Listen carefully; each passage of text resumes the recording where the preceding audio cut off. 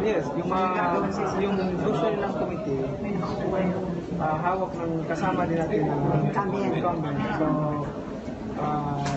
mahirap naman, siyempre, parang insulto doon sa hindi niya ibibigay yung committee, insulto naman sa senador yun na kasama din naman. So, paano sir paano yung solution? Tatansihin? May paraan tayo na para isolve. Kaya nga mag-uusap kami lahat, kami mga majority. Pero at this point, as we talk ng sir, safe si SP, hindi maapektuhan ng gusok na to. Wala naman. Sir, ilang committee po yung pinag-uusapan? Kasi sa leadership ni dito, lahat masaya naman kami lahat. Masaya kami sa liderato niya. Pati yung majority natin, si Soberi. Okay naman, maganda naman. Sir, kailan yung mga baguang senators, nirespeto pa rin nila yung FAW.